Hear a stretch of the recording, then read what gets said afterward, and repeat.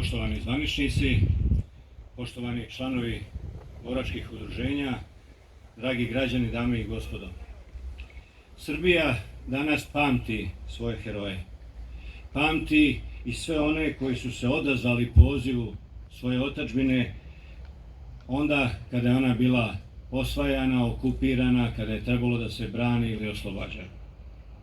Srbija se danas ponosi svojim borcima i ona im je zahvalna. Ponovo se o borcima govori sa poštovanjem, punih usta i uzdignute glave.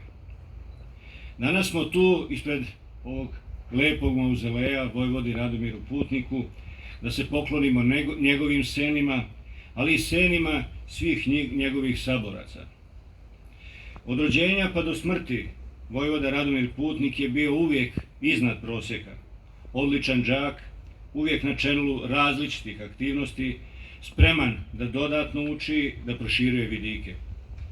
U komunikaciji sa ljudima, odmeren, spreman na razgovor, prema počinjenima strog, ali pravičan, a sa pretpostavljenima odgovoran, savestan i pun poštovanja, ali uvijek spreman da da svoje mišljenje, makoliko se ono ne sviđalo nekome. Omiljen u okolini i rado priman u svako društvo, Putnik je kao čovjek zaslužio puno poštovanje. Kao oficir sa odličnim uspjehom je završavao sve vojne škole kako u zemlji, tako i u inostranstvu. A potom sa punim uspjehom izvršavao je sve obaveze na mnogobrojnim dužnostima koje je obavljao.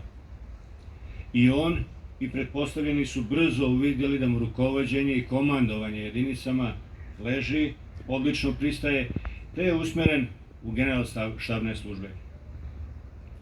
Od najranijih dana bio je u prilici da naučeno sprovede u delo tokom borbi, jer je učestvovao u svim srpskim borbama od 1876. godine do 1917. do svoje smrti. Bilo je, nažalost, u ovom periodu jako puno potrebe da se bori. Od srpsko-turskih ratova, srpsko-bugarskih, balkanskog, prvog, drugog, pa do prvog svjetskog rata. U svim ovim bitkama Putnik je lično učestvovao ili kao komandant nižih jedinica ili na kraju kao komandant generalštaba ili vrhovni komandant. Njegove borbe, odluke i strateška rješenja i danas su predmet izučavanja u mnogim vojnim akademijama širom svijeta. Zbog toga je jedna planina u Kanadi dobila njegovo ime, a veliki broj ulica širom gradova Srbije nosi ime našeg velikog vojvode. Sa njim i uz njega i pod njegovim vodstvom stasali su i mnogi drugi naši velikani, divovi tog vremena. Vojvoda Stepa Stepanović, vojvoda Živojin Mišić, vojvoda Petar Bojović, general Pavle Jurišević Šturm, pukovnik Stevan Hadžić i mnogi drugi. O tome kakav je bio naš vojvoda Radomir Putnik, možda najbolje govori njegova službena karakteristika za 1878. godinu. Zdrav, citiram, zdrav, krepak i okretan. Sposoban potpuno za službu u ratu. Zna dobro propise i pravila za manevriranje. Potpuno sposoban za samostalno komandovanje i administrovanje jednom brigadom. Ima dobro i stručno artiljerijsko znanje. Karaktera čvrstog i pouzdanog. Priseban u opasnim momentima, ljubljen od svojih trupa koje uspješno vodi u boj. Pravedno strog spram mlađih, prijatelj sa ravnima i primjeran sproću starijih. Završen citat. Dugo godina su naši heroji iz ratova krajem 90-ih, 19. i početkom 20. veka bili skrajnuti, zaboravljeni i o njima se, nažalost, nije pričalo.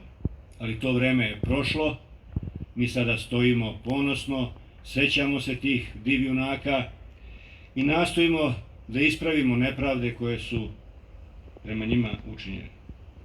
Zbog toga su u državnom programu negovanja tradicije oslobodilačkih ratova Srbije uvršteni svi ovi značajni rukovodioci i vojskovođe iz tog perioda. Naša je dužnost i odgovornost da negujemo sećanje na njih i da prenesemo pokolenjima koja dolaze šta su oni radili.